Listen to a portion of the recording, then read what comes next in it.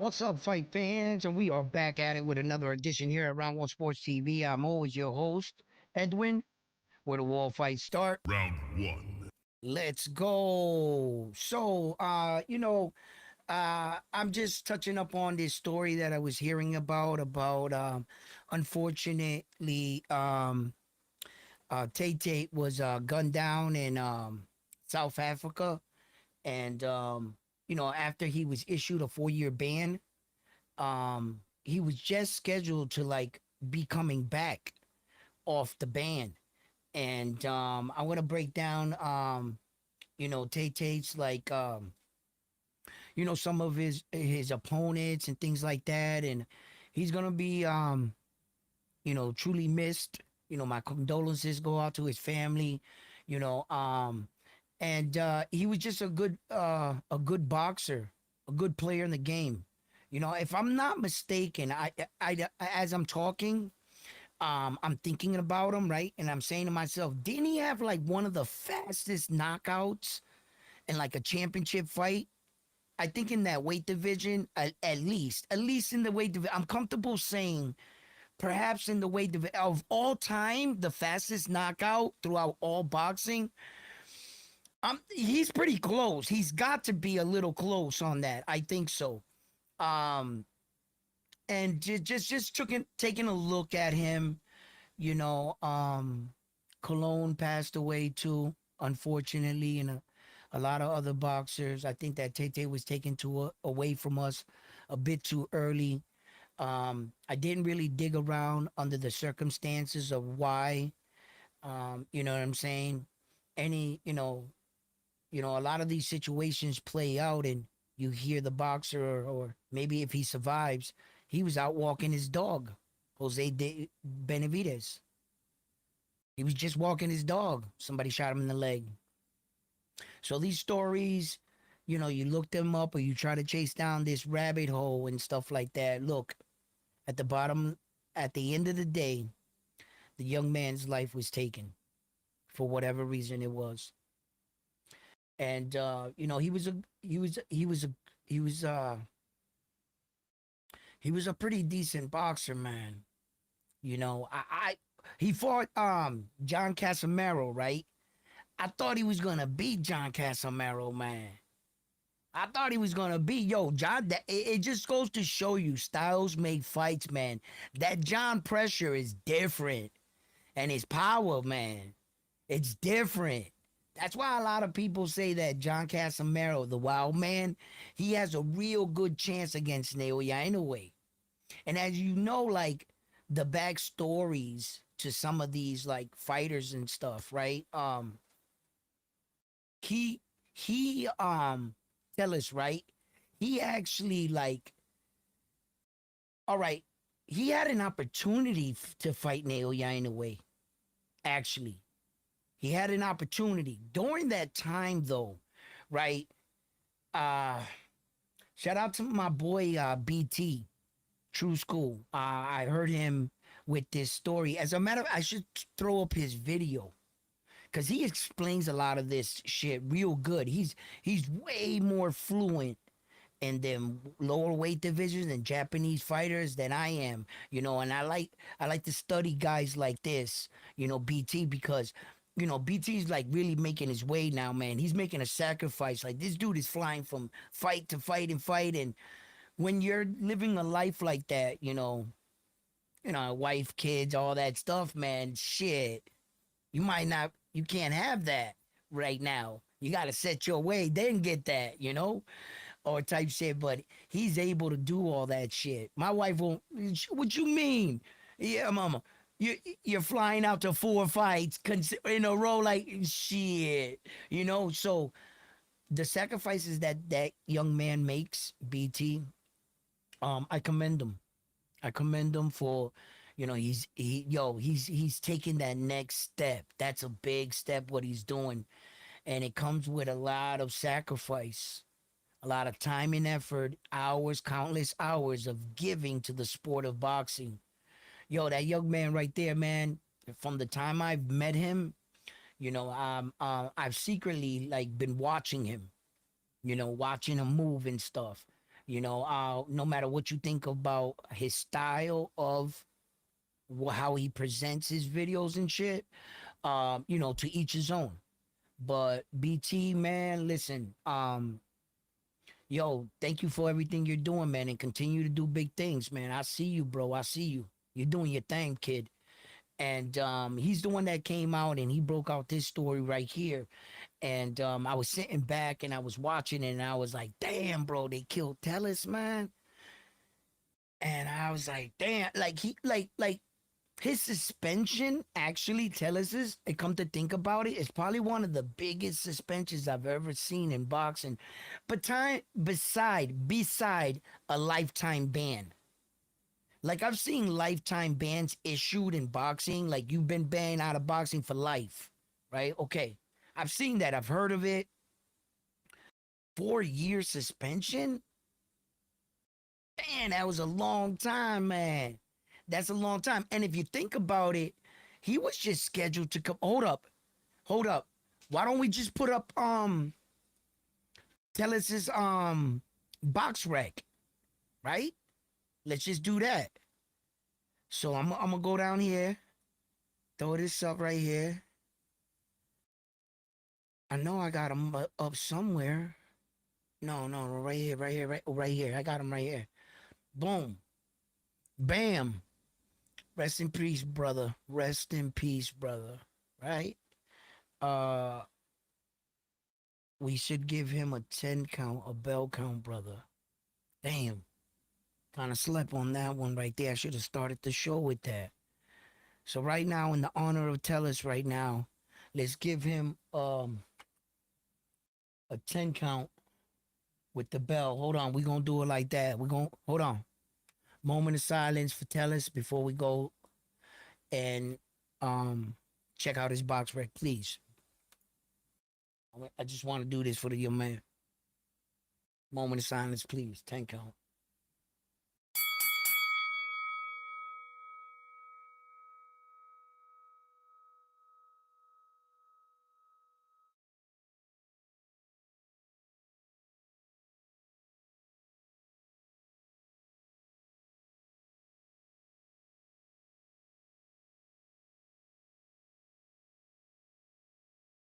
You will be missed, brother. You will be missed.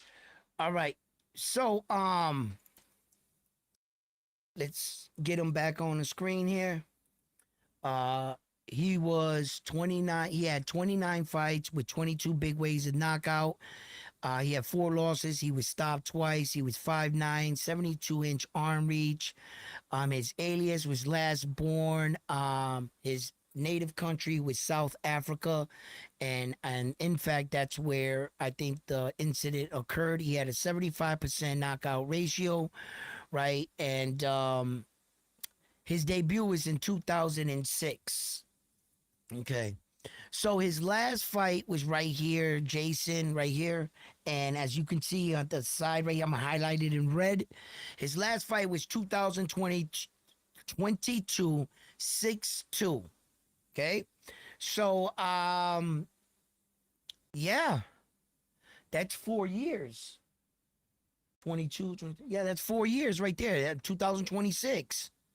He was just coming off that suspension.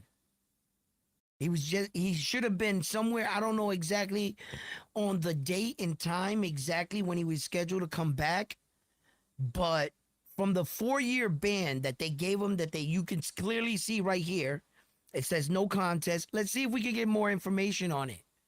I don't think so. I don't think they would have it here. Okay, let's see. No, this is just about okay. Scores, I guess. No, they're not gonna say anything about it. Well, this is a guy from the UK, and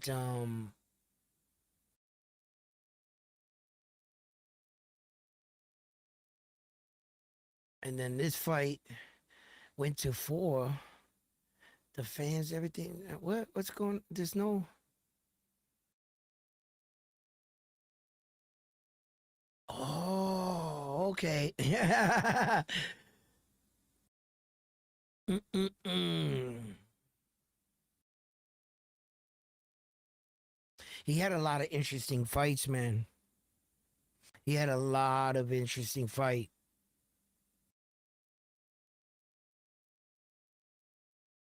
Let's go back to his resume right here. This is his resume right here. See this one right here, John Casamara. Yo, I'm trying to tell you, man. I thought he was gonna beat John, man. I thought he was gonna beat him in that fight. Shout out to John Casamaro, man. Third round knockout, bro. Always look, it says it right here. Look, right there. It went 3 rounds. It was scheduled for 12 in the third round, bro. He stopped him, man. That pressure, that John pressure. Hey, yo, or right here, Omar Narvaez, right there. You guys know who that is, right? Omar Narvaez. I believe Omar Narvaez was the second champion Naoya Inoue beat. At the time, Roma, look at he came into the fight 48-2-2, right? He came into the Tellers fight, right? 48-2-2. The only 2 losses he actually suffered out of 48 fights was Nonito Donari and Naoya the Monster Inoue, right? Yo, that the only 2 men he's ever lost, 2 Hall of Famers.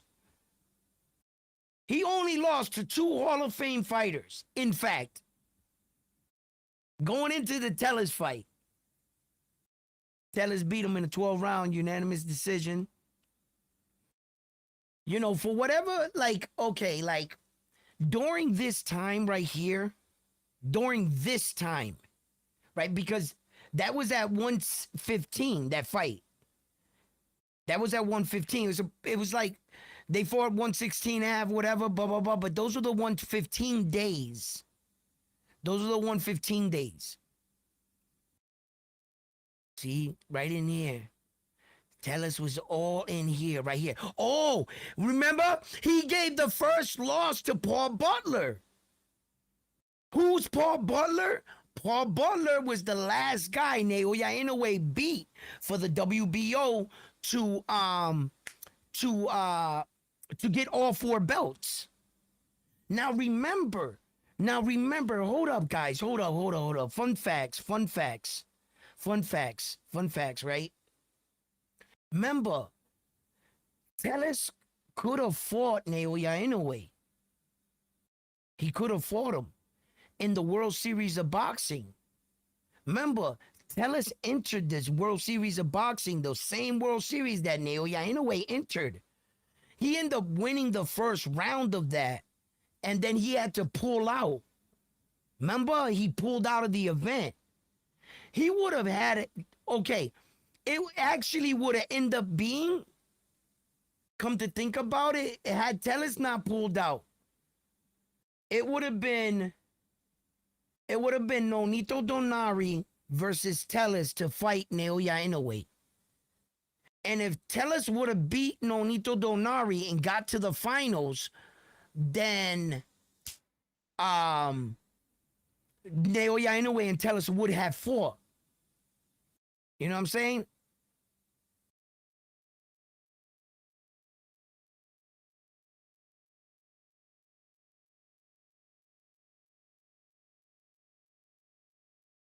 Well, it looks like it's official versus Naoya versus Bam. Yo, we'll talk about it.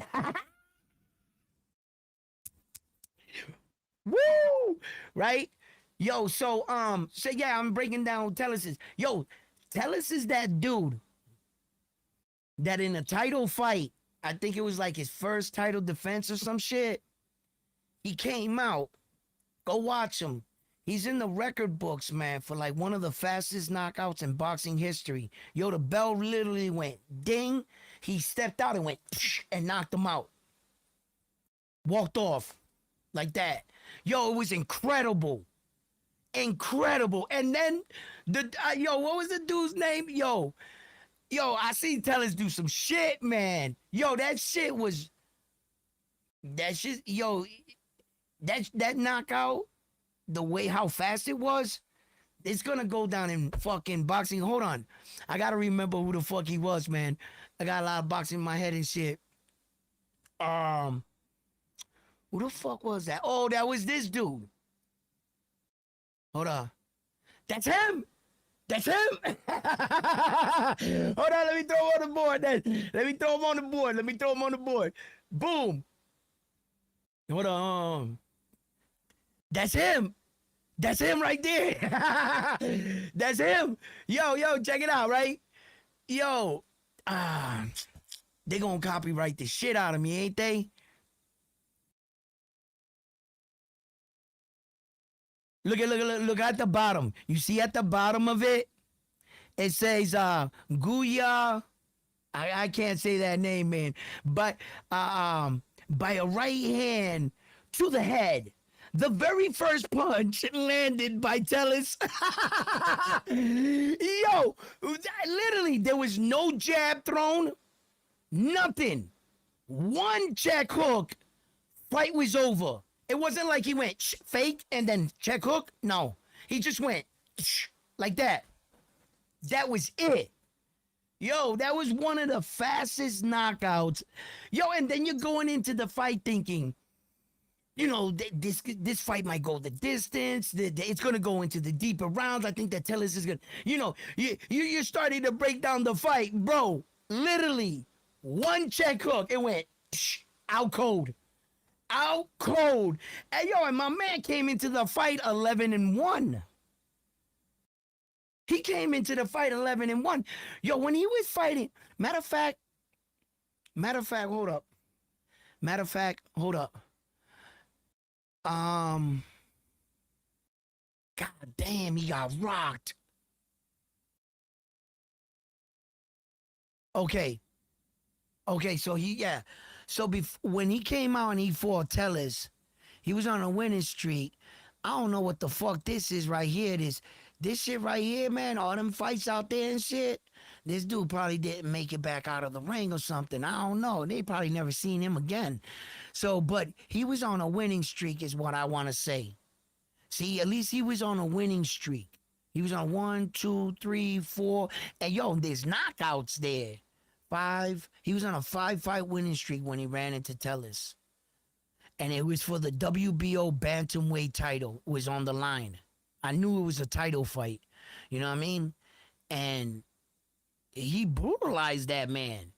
He was never the same. Everybody else started beating him up, knocking him out. Tellis knocked out his soul, but that's who he is right there. That's his picture. And he had received a 4-year ban suspension for testing positive.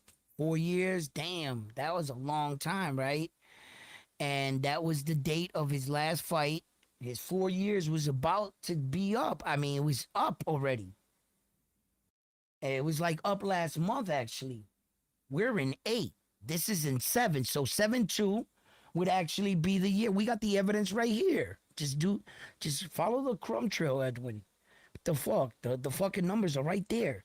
So, you know what I'm saying? So, um, that was in July. Yeah, I mean, yeah, we're in August. Fucking right. He was on. Damn, he got shot. He was. He got shot. Is that suspicious? Like his whole band played out. He literally got shot the month he was scheduled to return.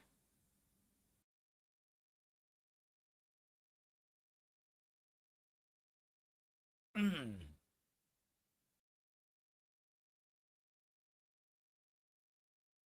I don't know, man. I ain't gonna be no conspiracy theories here, right? Is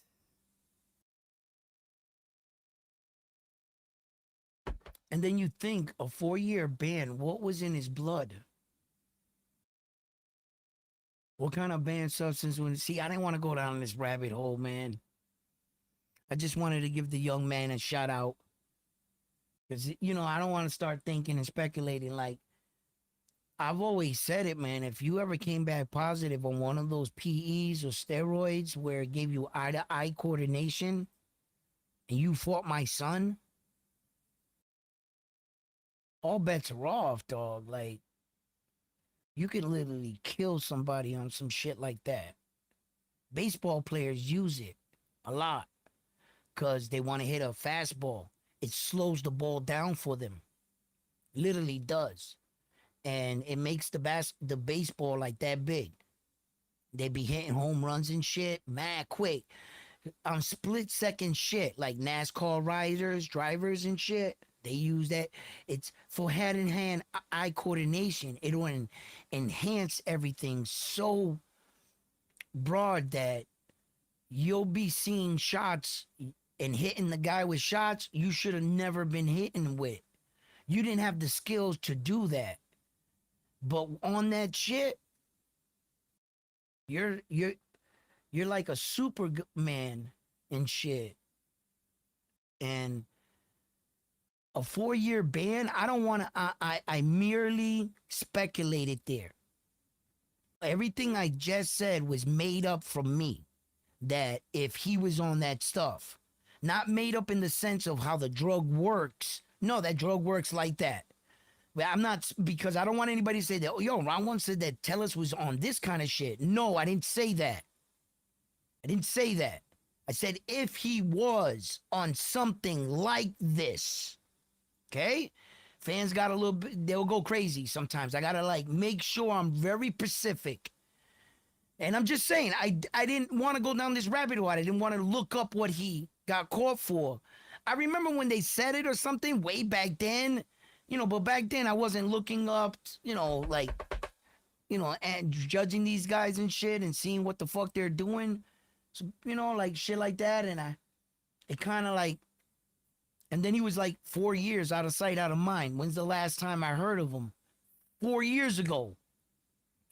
Like, if you're coming into boxing and shit, you might not, you know what I'm saying? But unfortunately, man, these things happen.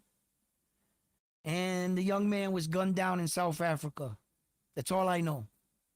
He was gunned down in South Africa. My condolences go out to his family. He will be missed. He was a former multiple belt champion. He had multiple belts. He he did his thing, man. For the most part, he did his thing. He like I said, he was in the World Series of Boxing with Naoya, the one that he won. So, it was a shoulder injury or something. I don't know. Tellus pulled out. Young got his fuck. That's how he got in. And the rest is history. But you know, he was a force to be reckoned with, man. He was pretty decent. When he was on, he was on. You know, um, and you could say a lot of things about the young man, but I don't give a fuck. And that's with respect. His life was cut short. I'm not gonna sit here and debate what kind of fighter he is, what you think of his opinion. Let the man rest in peace. And that's it, man. I just wanted to come on and, these boxers, they give so much. They give so much, man. So, unfortunately, man, it's sad to hear something like this. But it's life, right? So you will be missed, my brother. And I'm sorry that this happened from round one. And from all of us to you and your family, our condolences.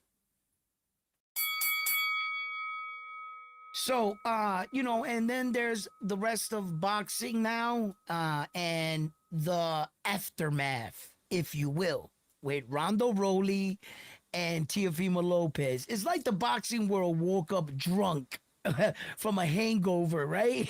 And they're like, hey,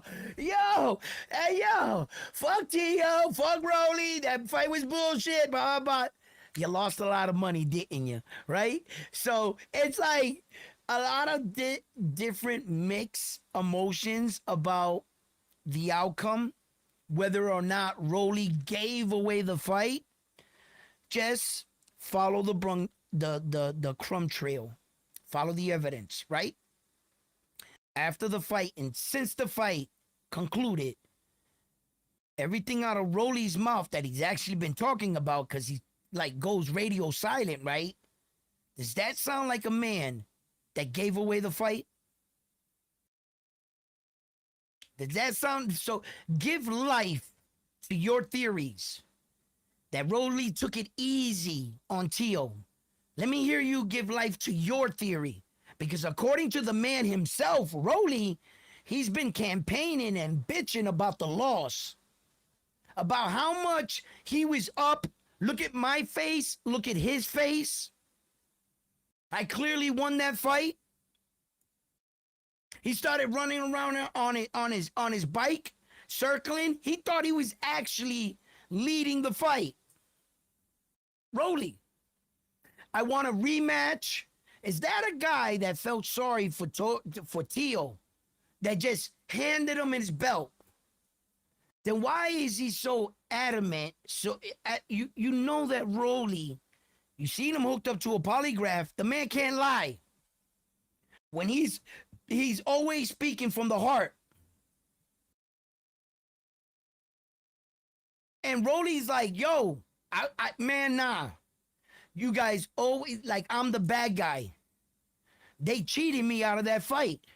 He's calling the judging. He's talking shit about the verdict. He's talking. Does that look like and sound like a man that took it easy?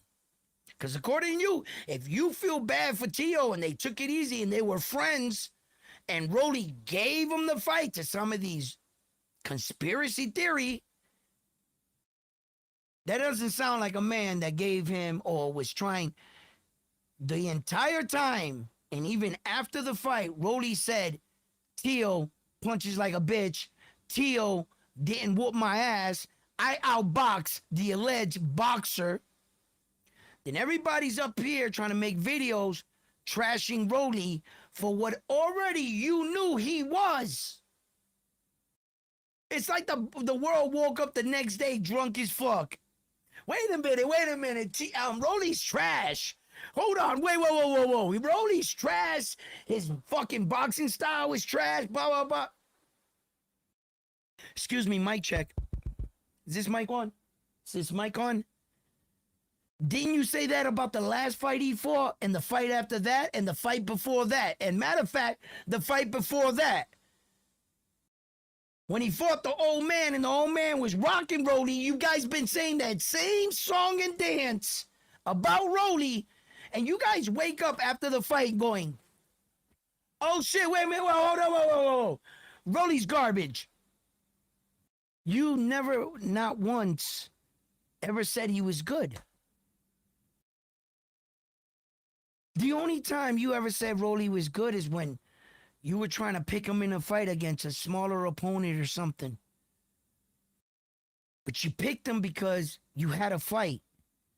But has there ever been a point in time where you yourself said, you know what? Rolly's skills is X, Y, and Z. Rolly is ... And you broke it down and said, you know what? Rolly does this right, this correct. He's doing this correct. When have you ever said that? Then all of a sudden, they wake up and they're like, yo, Rolly's garbage. No shit, Sherlock. You said that about him the last fight.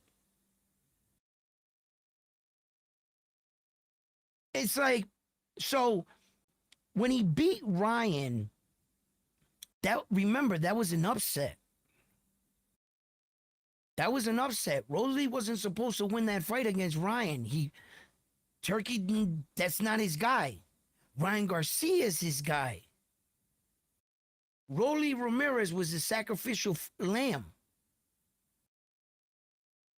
And that's why Rolly goes on these podcasts and he says, they never give me the benefit of the doubt. When these other boxers do it, right, it's okay. But when I do it, y'all critical on me. That's his quote, right?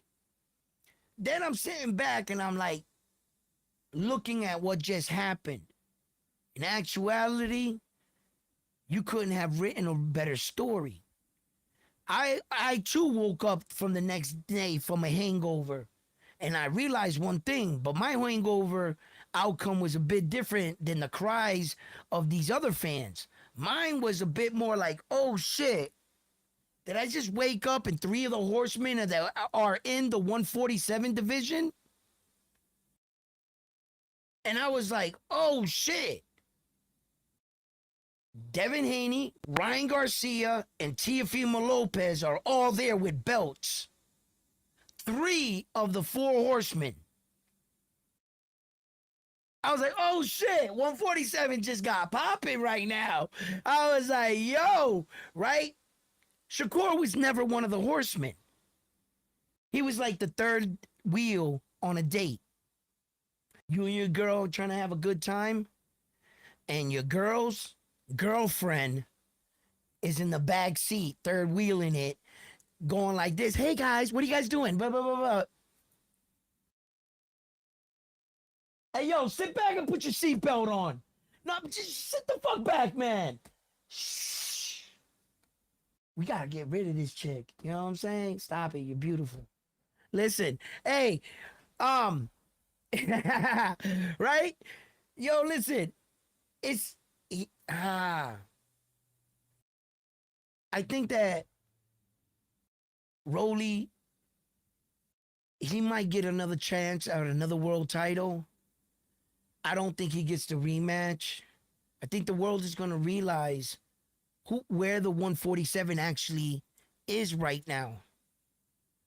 We got the chance to get the Tio Devin Smoke.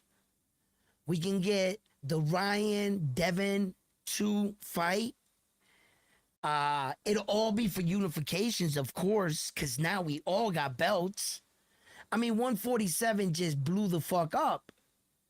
Although Tio got the losses, Shakur, I really don't give a fuck. I told you we're in boxing, ain't we? The sport that the very next fight, if you bring the fans blood, they'll love you again. They'll fuck with you. You know what I'm saying? So it doesn't matter that he lost to Shakur because now he's got a belt and under the biggest stage and the brightest lights, you can hit a unification with what? Another part of the horsemen that we considered should have been the next wave. Well, gentlemen, your time has come again. Could you have written a better story for boxing? They started way down here and we never got those fights. We never really got the outcome that we thought we should deserve as fighting fans. We wanted to see these fights. Well, lo and behold, here we go. Who's the only person that's missing? 500 round one bonus points to the first person in the chat to type in the name of the boxer that is missing out of the four horsemen. Doom, doom, doom, doom, doom, doom, doom. Doom, doom, doom, doom, doom, doom, doom, doom. Yo, you know what I'm saying? You know what I mean? Yo, type in, hey, yo, Pug, what are you doing? How you doing in the building? What's up, my brother? Man, I got to catch up to the chat. Hey, yo, who's that right there? I cannot see that. That is, oh, Jesus Christ. I got to go up.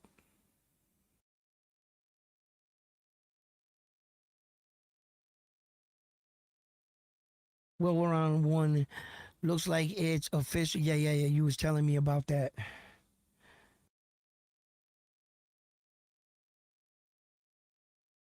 Leonardson.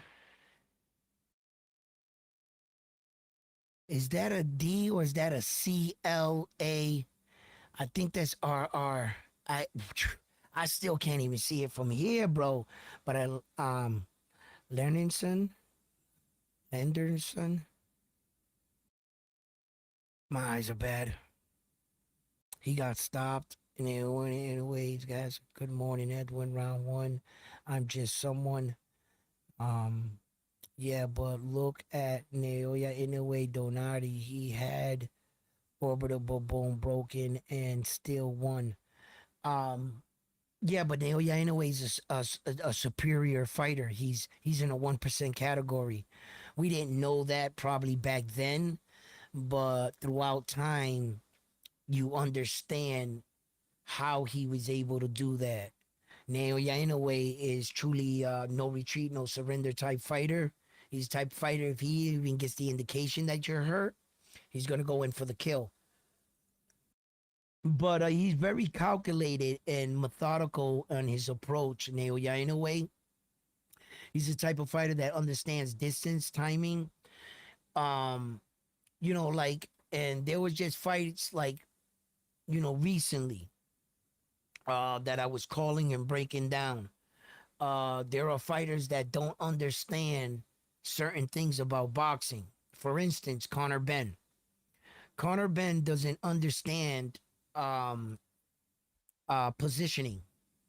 He doesn't understand positioning to be in the position to throw the next punch. He doesn't understand the distance. If he did understand distance, he wouldn't clash his head 3 times or more against Regis Progress, that basically was a one-legged fighter. He was just standing there, meaning that if you understood positioning and placement, you wouldn't have been so close to him to smack your face against his. When you were coming up, you wouldn't have clashed him. You would have knew you needed more space. And then when you're on breaks, the distance that you need, that way you don't stifle your punches, he doesn't understand that.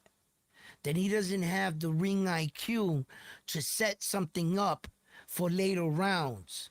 He can recognize one of your bad habits or so and have the countermeasure to that. He can't do that. You see, so he's real limited to his boxing. Conor Ben. And I don't mean to take any shots at him just because I pointed out his bad points. Well, then since it kind of sounds like I took a shot at Conor, so let me point out his good points.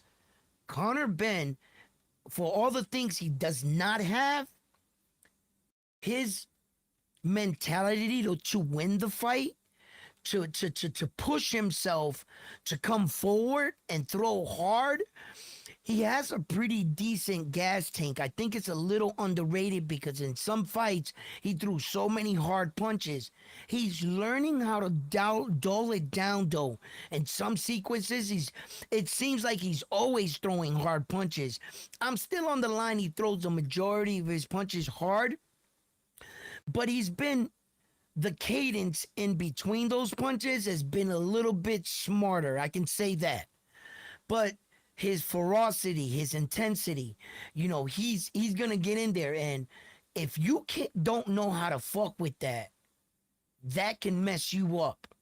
That constant boom, boom, boom in your face, type fighter, he can sneak a punch in on you.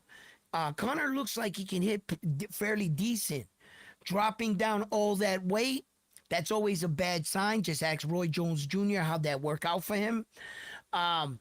Because you're just depleting your body, and your body recorded that you were stronger. I remember what saved me later in life, right? Later, I was like 200, 213, 215, right? I was big, right? Like big. And one time I was on the basketball court playing. They was like, how the fuck do you move so fast for a guy your size? And my secret was I was always skinny. I was always thin. At all my sports I learned how to play, I played at a lower weight. And my reflexes and I had real good twitch movement, like exceptionally. I was real good like on burst and like really fast. And so like guys that when I got bigger in life and like in different sports or even fighting, they were like, how the fuck did you move that fast? And it was because my body recorded that. And then it was the same thing backwards. Once I knew like I was able to bench press this weight, or I was that strong at some point in my life, my body recorded it. Okay, maybe it doesn't record the strength, like, but I know I can do it. That line has already been broken. You know what I mean? And it didn't take me much to get back there. It took a little bit, but it wasn't like the first time. Cause as I was working my way back, I already knew I wasn't intimidated by the weight. I would take 315, the 3 plates, and I would bench that for 6 by myself. I bench that for 6. I get 2 or 3 more help reps with my spot, and then I'll go from, once I got to 315, once I got to that point, and I was getting 315 again for 6, then I knew I was there. But like coming back to working out, like right now, 315 will go through my chest right now. That shit'll, I'll be right here. I can't pick that shit up right now. Hell no. I know I can get 225. The 2 plates, come on, I gotta get that shit. Right now, on day one, if I was to go to a gym right now, hell yeah, I'll get 225. I'll get that shit a couple times, please.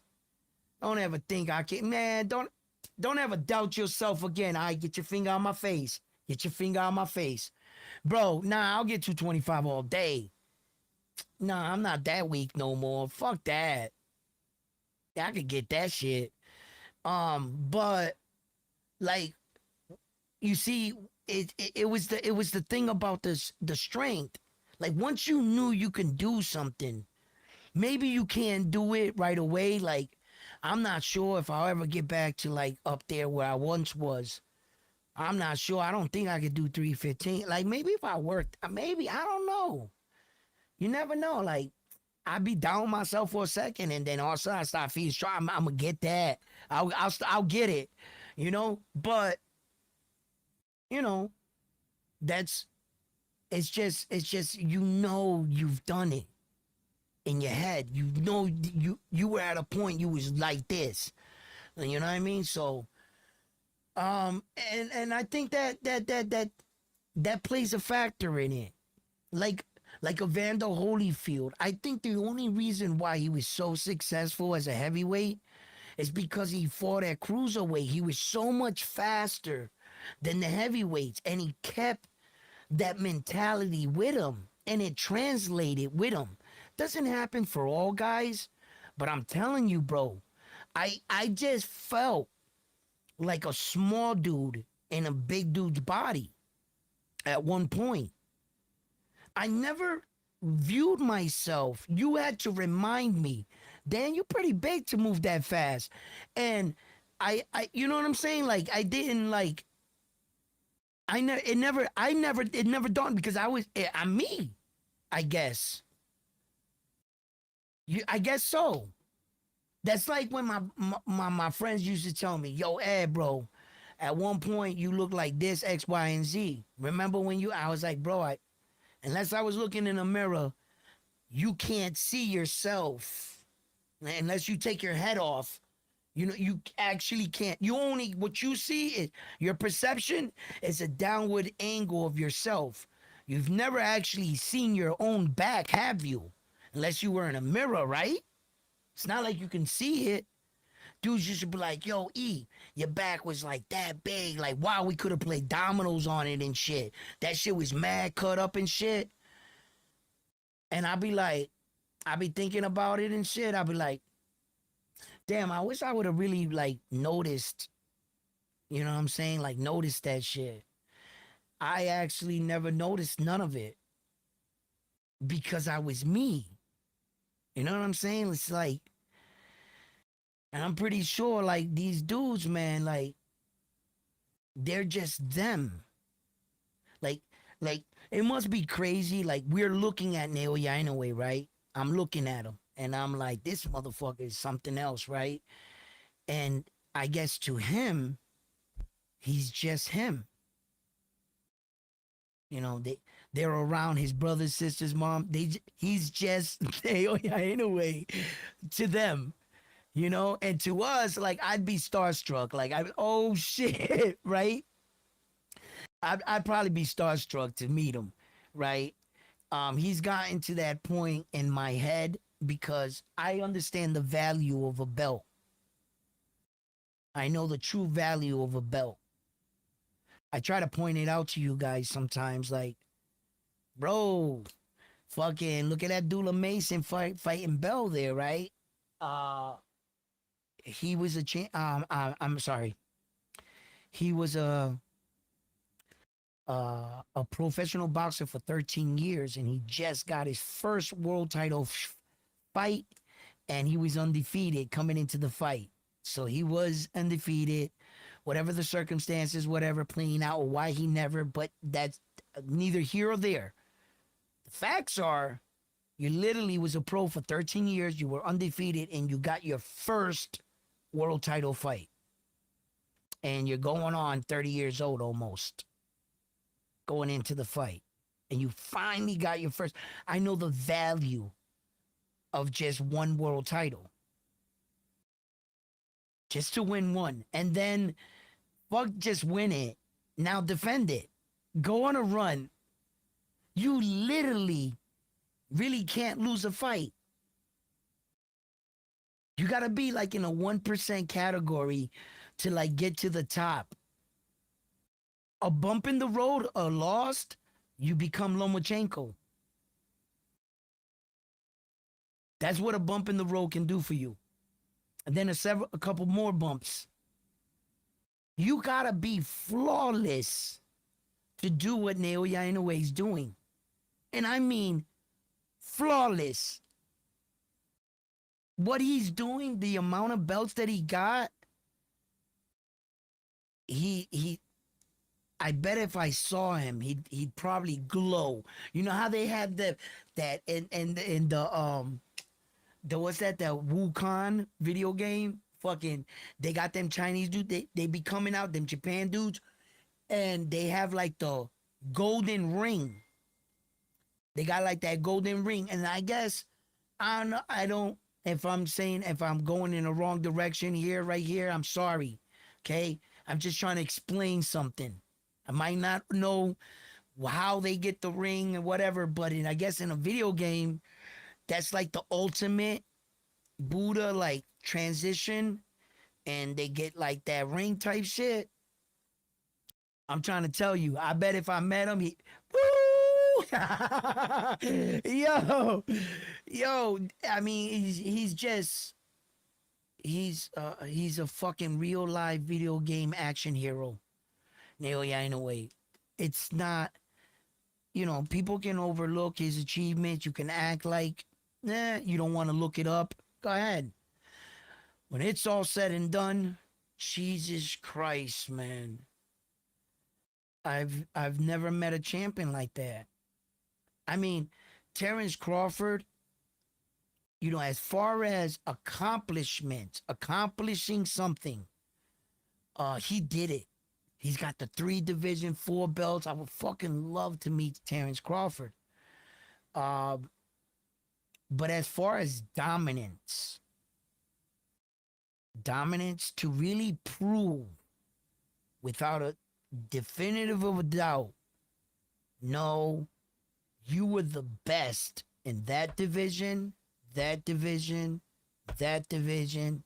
Your run was so dominant that it backs your accolades. That, my friends, is Naoya Inoue. That's not Terrence Crawford. Terrence Crawford accomplished some shit, and he's the best, right? But when it comes to warrior, like top dog fighter, at the end of the day, like you proved your dominance. Okay, think about it.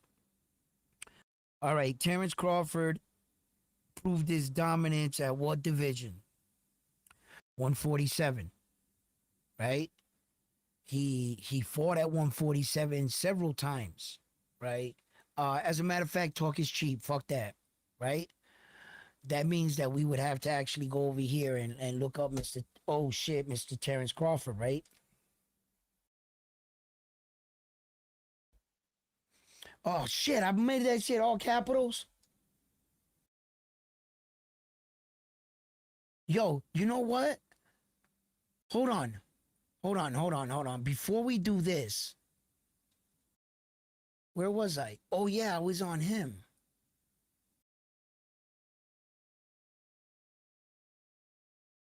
Before we do that, we could just explain it actually with it hit Neil anyways, is what I'm trying to say right now. Meaning, meaning this is Naoya Inoue. He has 33 fights, 27 knockouts, right? He's number one in the world. He's 33 years old. He has an 81% knockout ratio. He is the current undisputed world champion, right?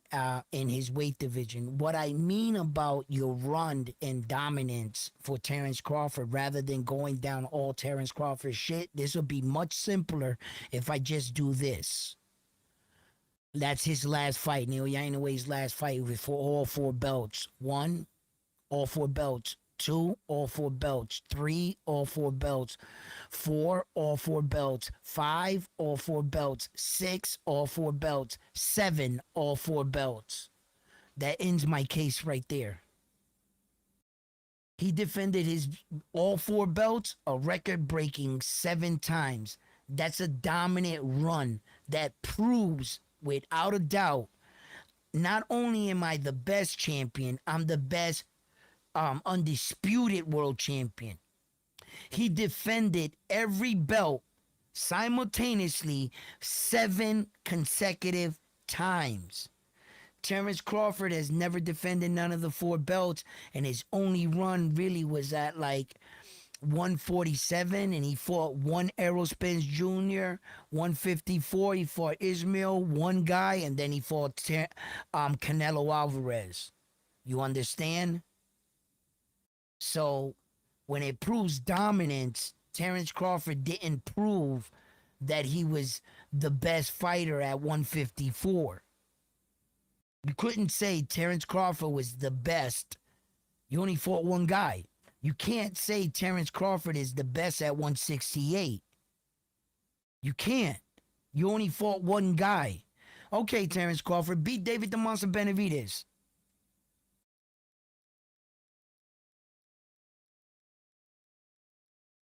You would have to beat all the top guys. You literally would have to beat Demetrius Bivol, because Demetrius Bivol beat Canelo. You had no run. You didn't prove your dominance by fighting one guy. You'd be on some Clarissa Shields type shit, where that Clarissa Shields fought one time there, 2 times theirs, and that's the strength of her resume. Meaning that the next person that comes, they only got to fight twice in the division to pass you. They literally passed you with 2 fights because you only fought once. That's your argument. That's what you did. That's it. Naoya Inoue, his runs were too deep in every pause in fucking every weight division. He's got 7 run fights in this one, 8 in this one, 9 in this one, like that. Like, look, watch. This is what I'm trying to tell you guys. It's not taking shot at no fighters. This is what it is, though. You understand? This is exactly what it is.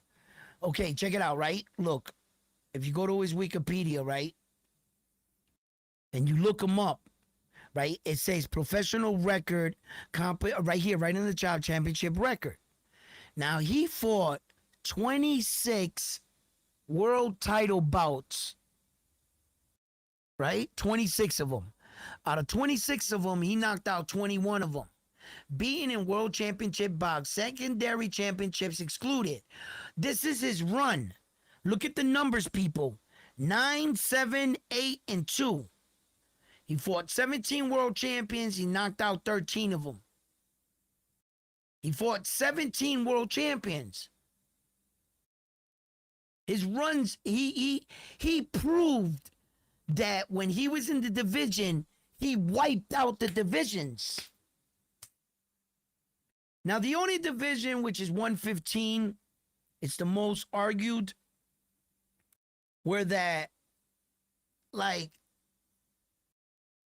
I mean, the jump over, what was it? It was 108, 105, 108, 112, 115, 118. He bypassed 112, actually. He got to 115, and the fights actually didn't happen, right? With some of the fighters, you know, Gallo Estrada, uh, you know, um, Louis Verdum, he he he could have fought a lot of these guys, Naoya Inoue too, and Tellison too. But like you gotta look up every circumstance because the only reason why he didn't fight Tellus is because Tellus pulled out of the World Series of Boxing. I mean, he literally could have fought him. So yeah, but anyway, back to what I'm saying. His run is too strong.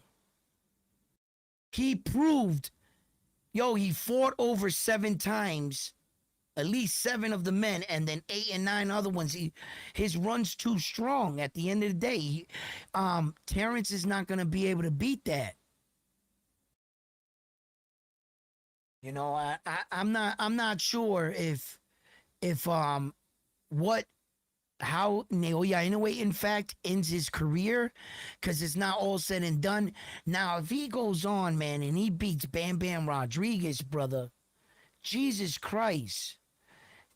Like I'm trying to tell you, bro, and it was up to us American fighters to stop him, bro, or the UK, or the Philippines. We're all fucking guilty. We all failed. He beat all America. He beat all our asses, bro. Let's just be honest. That Japanese dude, he beat us all, man. And it was like, you ever sit down with somebody and play cards? Well, sometimes I play hearts with these little old ladies at the nursing homes and shit, right? Because my grandfather, he's like this war vet dude, and he goes over there and all the old people and everything. So sometimes I sit down, we'll play a hand of hearts. These old ladies, they got lion eyes. Their eyes are liars, right? She's sitting there throwing her hand, the cards out, taking all the books. We laughing. Here's another heart for you, sweetheart. You're collecting a lot of these hearts. You're getting a lot. The object is not to get hearts. I'm high-fiving the other lady, high-fiving the other lady. And then all of a sudden, her little demeanor changes. And she starts slapping down the cards with authority. Dorothy here has been leading us astray. She was running the whole day, and we didn't stop her. And before we knew it, it was too late. Dorothy and her little fucking that shit all changed. You got lion eyes, little old lady. You're a liar, right? And she ran the car, and the person that was laughing last was her. Now she was like, we were over here. You got this heart. Like, yeah, give her that. Oh, you gave her the queen? Oh, yeah. Oh, sorry, Dorothy. You're going to have a high score. And no, she had no score. She done gave all the points to us. We done slept on her. We didn't stop it. Dorothy done ran the table on us. Lion eyes. Right? That's what Naoya Inoue did to us. That's what the fuck he did, bro. We were supposed to stop that shit. We sent Stephen Kubo Fulton out there, the American, to stop that shit. And Naoya Inoue packed him up and sent him back. We was like, damn. Hey, yo, cool boy. He had big sunglasses on like this, coming from the airport. He was like this. No questions. Yo, he had a lot to say going out there to Japan, bro. On his way out there, he had a lot to say. He came back. Silencio! Shut up! Ain't got nothing to say. Paparazzi, get out my face. Yo! Mexico tried to stop him. Philippines tried to stop him. Even Japan tried to stop him. They even sent Junto after his ass. They sent the ninja to kill a ninja. Failed. He packed him up, broke his orbital bone, and sent him packing. Now here come Mexico. Once again with Bam Bam Rodriguez. Yo, Mexico, shout out to Mexico, though. Because somehow, some way, if we can't beat this other guy, and we can't beat this Europe guy or something, It's always the Mexicans taking on the challenge, ain't it? Weren't they the ones trying to fucking attack Floyd Mayweather for years? Like, they're always a player in the game, you know? And if US can't do it, fucking Mexico. Stand the fuck up, Mexico. Do something. This motherfucker's wiping everybody down. And it's just like, I gotta rock with him. I gotta rock with him. Naoya in a way, man. I got to rock with him. That's my dude. And until you beat him, I ain't got nothing to say. Who do I got in the fight versus Bam Rodriguez and Naoya Inoue? He's on my wall for a reason. For a reason. I love Bam Bam Rodriguez. And if you got a dope ass poster or something to ban, I'll put it up. You know what I'm saying? But it's got to be fly shit. Can't be no fucking Rip magazine. I could do that myself. I ain't putting no shit like that up. That shit's like the Sports Illustrated of the fight with Junto and Naoya Inoue, and that book is from Japan. I framed it. Came from one of my longtime supporters here around one, Mark. You know what I'm saying? He snuck it out the country. It was a mission. You know what I'm saying? You should have been here. I don't know what to tell you. But anyway, I got Naoya Inoue in the fight. Oh, hands down. Twice on Sunday. I think he scrapes Bam Rodriguez. All this hype behind Bam is well merit. I think Bam Rodriguez fights anybody else in the planet. I got Bam Rodriguez in the fight. There's just one man that right there. You could say anybody else. Yep, I got Bam Rodriguez. I don't give a fuck who you say. Shit, even against Junto. I got Bam Rodriguez against Junto. I think he beats Junto. Bam Rodriguez. Yup. Yes, I said it. Anybody, even Takuma, Inoue, Naoya Inoue's kid brother, I got Bam Rodriguez in the fight. And I mean anybody, I got Bam Rodriguez in the fight. Except, who you got in the fight against Bam Rodriguez, Naoya Inoue? Ooh, I no longer have Bam Rodriguez. I got Naoya Inoue in the fight. And if you have Bam Rodriguez in the fight, shout out to you. Shout out to you, and I respect it. I'll see you on fight night. Let's find out. That's all I got to say about that. Put your boy in there if you want to, Robert Garcia. Go ahead. Mira, Roberto, tú sabes que, oye, él no va a estar ready, país. Él necesita como 2 o 3 más peleas. Tú no puedes echarle ese tipo contra ese japonés. Tú eres loco. Oye, tú viste cuando Ben Rodriguez estaba peleando contra. Oye, Robert García, no te hagas loco. Si los chavos te conviene y eso le toca, tú sabes, una cantidad bien buena a fucking Ben Rodriguez, ok, para adelante. Pero si tú quieres que él vende, tú sabes, su derrota, you know, his O, like to sell the O, eso es lo que está haciendo. Porque él no va a poder brincar otro peso o subir otro peso sin pelear a nadie. Echarle al japonés.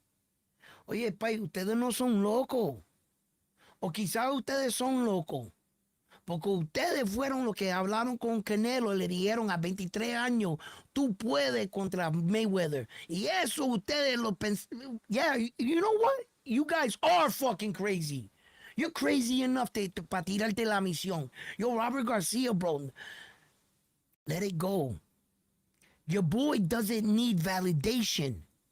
Bam Rodriguez doesn't need Naoya Inoue for him to establish himself. He's already established. He's got bigger fights. He can also fight Junto. He can fight a lot of these other guys and still make his run. Still make his run, bro. Yo, leave that fucking dude alone, man. Yo, listen. You Mexican dudes are so fucking crazy and so daring. You guys don't give a fuck. And that's what I love about you guys. I can't talk you out of it. I can't. I already know that. If y'all motherfuckers was crazy enough to step to fucking AB, fucking Roy Jones, fucking Mayweather, y'all Mexican dudes, y'all about that life. You don't give two fucks. Let's find out. I know you're not all built like that, but when you guys are popping at the top of the threshold of Mexican pride boxing, y'all ain't backing down, bro. So, I know I can't talk you out of it. I'm just telling you, bro. You know he ain't ready for that dude, bro. Your man's gonna get rocked, bro. And the problem is the better you are as a boxer, the more Naoya is better. The only thing that made Naoya in a way get caught, things like that, were awkward fighters. Guys that weren't doing the traditional boxing dance, like throwing the jab a certain way, it was boxing your form. Guys that were unpredictable and wild, Naoya kind of had to work through them. And it was a bit more of a process for him. But the more that you fight fundamentally sound, the worser it is for you. Because now he's like, oh, you're doing it exactly the way I train. Poop, slip, slip, slip, pop, pop, boom. Your boy's going down, bro.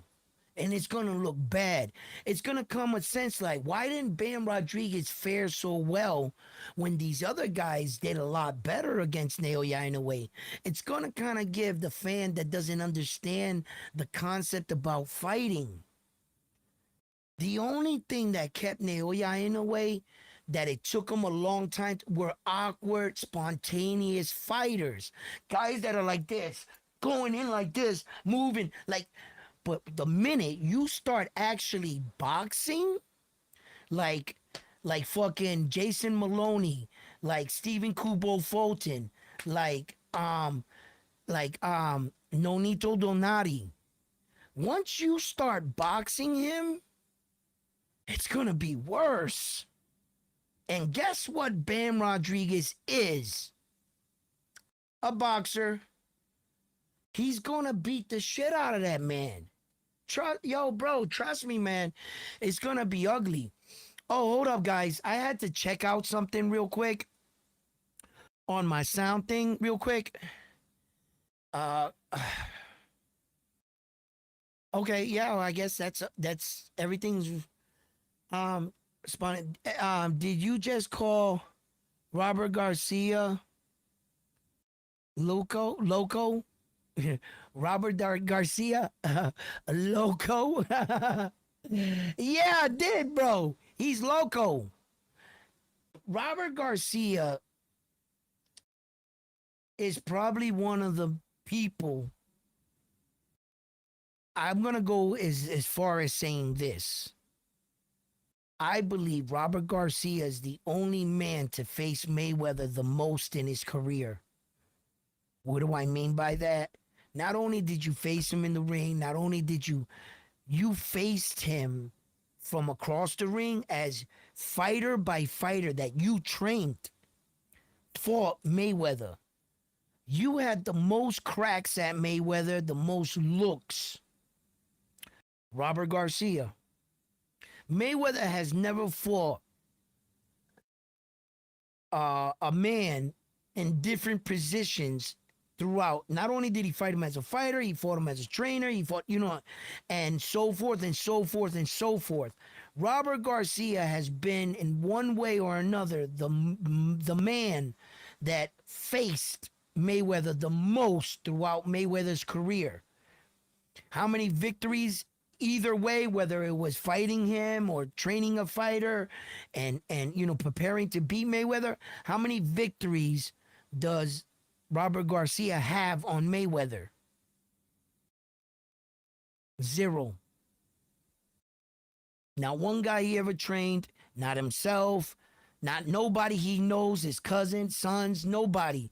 The Mexicans threw everything they had at Mayweather, including fucking everybody. Oscar De La Hoya, you had Canelo Alvarez. I mean, you name it. Y'all didn't beat him. You didn't beat him. And they tried so hard to beat Mexico. That was Mayweather's biggest rivalry was Mexico. Yeah. U.S. Mexico boxing. Oh, it was fucking. It's always amazing to watch that shit. Always, cause Mexico is the fucking best fucking competitors that they're out there. Like, and then you got your fights with the UK. I can't say that all the way, but as far as big players in boxing, like the big countries, of course, UK, Mexico, Japan. Um, they just got big UK. It's so broad, man. So yeah, they just big players, man. And I'm thankful for the Mexican dudes, man. I fucking love my Mexican fighters and shit. And until they fight Puerto Rico, of course. Yeah, now we got to pick sides. You know what I'm saying? Right? But it's all in competitive, competition. I fucking love the Mexico for pushing us, for being the rival, for being competition. Thank you for being who you are. Because every time you kick our asses, bro, our country is watching. We got to get better. It's going to make us get better. We want to get that get back, so, and then it makes the other fighters in the competition stronger. And that's the beauty of combat sports, you know, elevate the bar. No, we didn't stop Naoya Inoue. I think, I don't know if no one's going to stop him, but he raised the bar in boxing. In order to pass him in the record books, you're going to have to do what he did. Straight up. LeBron James could get a scoring title all he wants. Did he beat Michael Jordan 6 championships? No. You could say what you want about Naoya Inoue and these fighters and Terrence Crawford. Okay, fine. He only got one fight in that division. He only got one fight in the division before it. He's a 5-division world champion. His record as far as dominance is not great, but just do what he did. Just all this, it doesn't seem that hard, right? It's only one fight here, one fight there. But after it's all said, I don't care how you do it. Just get all 4 belts in 3 separate weight divisions. I don't care if you beg, borrow, steal. Just make sure you get that first. Then we're talking about you actually passing the great Terrence Crawford. Might only be one. But for the men, Clarissa Shields with the 1, 2, and that's going to be easier to break. But for the men's record, it might only be one for Terrence. Just do it. Give me a guy that has 5 divisions, all 4 belts in 3. Once he arrives, knock on my door, let me know he got that. Now we're talking about him being the best. Okay? But until that day happens, you're just Patrick Mahone.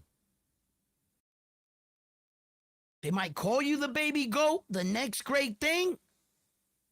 It's a good nickname. Catchy title. Until you beat Tom Brady, I don't want to hear it. I don't want to hear catchy titles, nicknames, what ifs, this, that, Fantasy Island. Just do what Terrence Crawford did. And until you do that, I ain't got nothing to talk about. Every time a batter starts going on a hitting streak, and they're up there around 35-game hitting streak, they start fucking putting them against the great 56 hitting streak record in all of Major League Baseball. And I'll be like, you only got 35 games hitting streak? Well, call me when you're like at 52. When you're like knocking on the door to breaking that great ass record. You know what I'm saying? Like, until you hit 50 games, I'm not going to take you serious. You could have 21 game, 30 game history. Man, shit. 56. The only stopping, I think Marilyn Monroe died that year. And he took the time off, Mickey Mantle. But, man, listen. Some of these records is a motherfucker in sports. And I love that.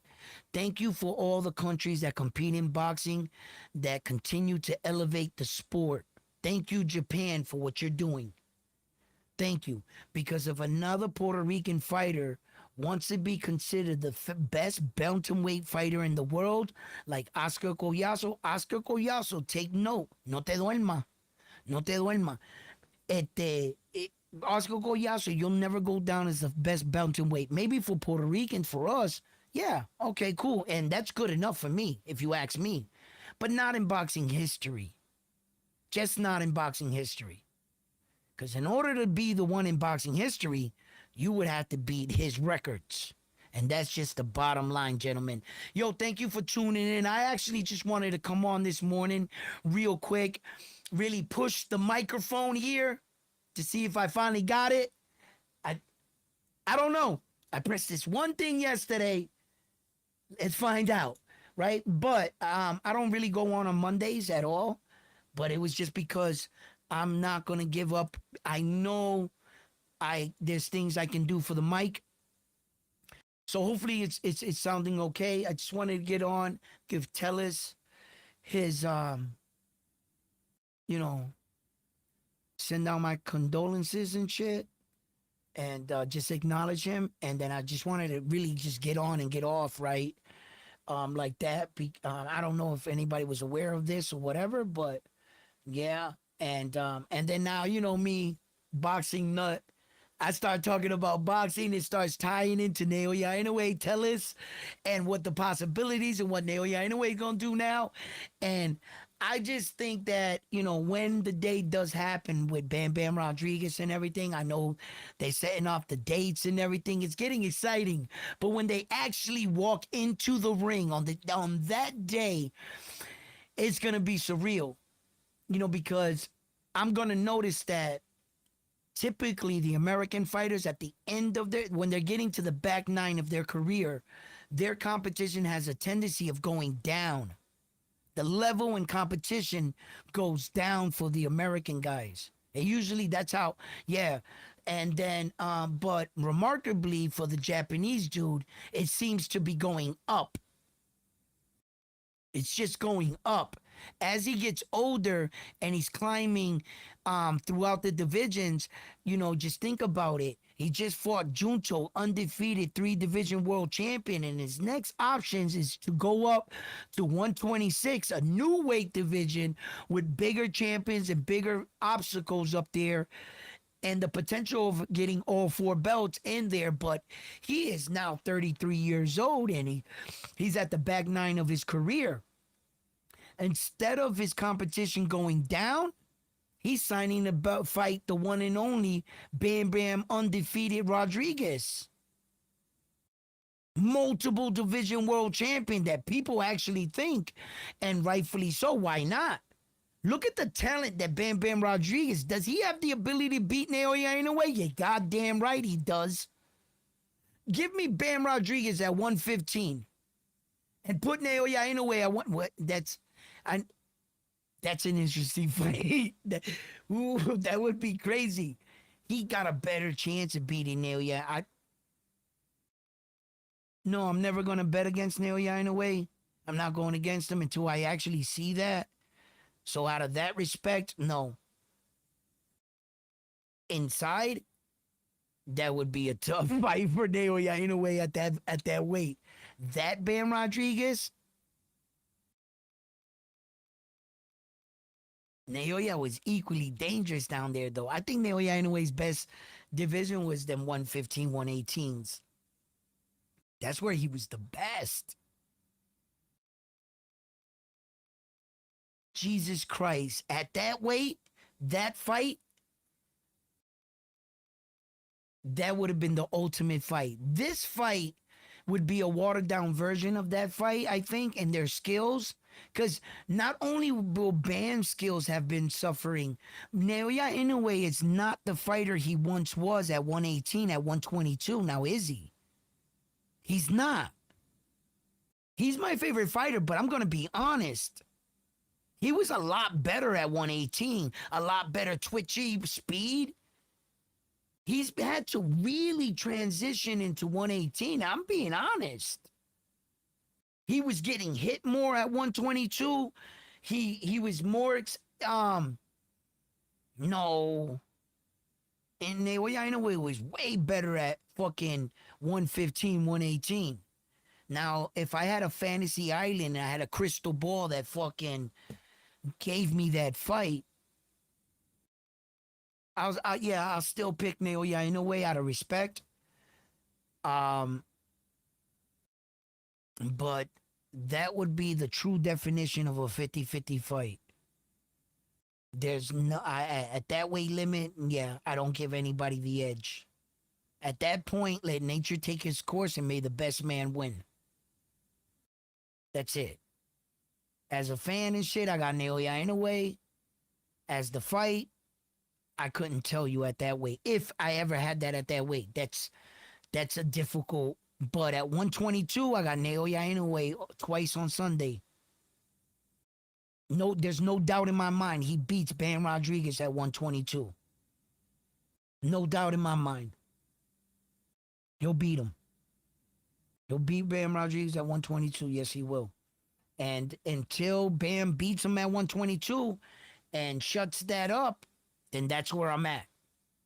I'm not, uh, you know, that's what competition is, right? Prove me wrong. You know, that's what Naoya Inoue is saying. And what does he put up to prove him wrong? He puts up all 5 belts. Round 1, did you say 5? I said 5. All 4 major sanctioning body in the Ring magazine. That's 5. He's going to put them all up, and that's what he's bringing to the table. Bam Bam Rodriguez, your job is to take all that away. Can you do it? Do you have the skills? I believe so. I believe so. I believe Bam Rodriguez, he's real smart in boxing. He does a lot of things that a lot of fighters do not do. He has a lot of qualities about himself that most fighters don't have. I saw a struggle in his last fight. I saw him struggle. But at the same time, I'm not gonna sit here and pretend that Bam Rodriguez is not a talented fighter. No, he's more than a talented fighter. He's, but it's just that I don't think he looked the best he could have, right? Um, because let's just be honest, guys. Antonio Vargas, right? Like, how many times have Antonio Vargas probably been dropped in his fights? You would say multiple times. It's like it was almost becoming like every fighter that he fought dropped him once in the fight. And I'm not going to say you struggled 6 rounds. I mean, halfway point. The problem is it's Bam Rodriguez himself. That's where the problem lies. For as great as a fighter you actually are, we know. We saw the Sonny Edwards fight. We saw all these other fights that you fought in, Estrada, all that, right? Look, for the fighter that you are, you should have packed this boy up quick. And you should have did it without getting hit as much as you did. The fact that Antonio Vargas hit you that many times in the fight, the fact that you went back to your corner and you told Robert Garcia, you was like, yo, them punches is heavy. The fuck are you talking about, bro? Like, I mean,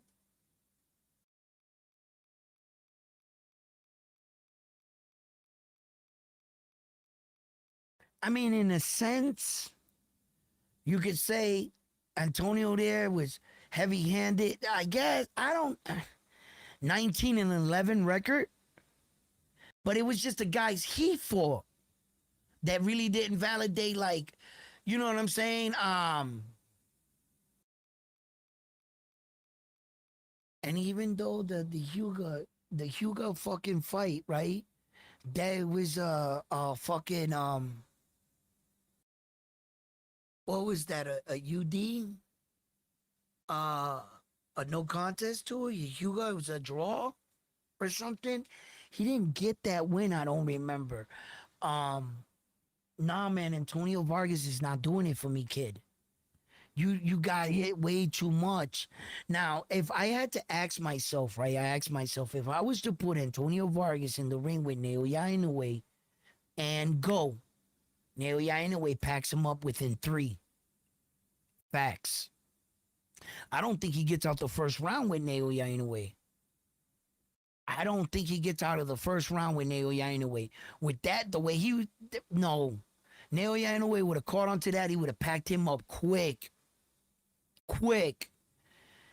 And here you go to the sixth round with him and you struggled. And my only thing about that was you're still not in Naoya Inoue's weight category. You're still one division down fighting Vargas, Antonio Vargas, that and having that kind of performance, and you have not gotten. That's why I'm saying, okay, guys, enough with the antics. If you want to put him in the ring with him, Mexico, good luck. I salute you guys for being the warriors that you are. Great effort. On the day of the fight, I got Naoya in the way. That's it. And we'll talk about it. So fight fans, listen, man. Five what? Oh yeah, five. When I said five, like at round one, five belts. Yeah, well, the Ring Magazine, since this dude took it over, man, he's starting to bring it up there. They got their little ranking division now. And they're trying to be a real player. They're trying to, be like the fifth fucking belt. It's a 4 belt era. It's not a 5 belt era. No, it is not a 5 belt era. But Naoya Inoue does have the Ring Magazine. And if he was to lose, he would lose that Ring Magazine. How many belts is that? 4 plus 1. 5. I plead the fifth. Hey, yo, I want to say fifth. I have a document. Right here. Hold on. Let me get this document. Hold on. I got a document here I want you to read. Right here. Hold on. I have a document. Read the document. Five. Hey yo, Chappelle had the F like the fifth. He had it like that. Yeah, fifth. I played five. Yo. You know what I'm saying? So the 5 belts, guys. You know what I mean? So anyway, thank you for tuning in here on another edition here on Round One Sports TV. I hope you have a blessed day, and shout out to you. Thank you for tuning in. Please don't forget to hit that like button, hit the subscribe, become a Round One Sports Talk member, and like always, I'll meet you on the next one here at Round One Sports Talk. You guys have been the best, and I'm out.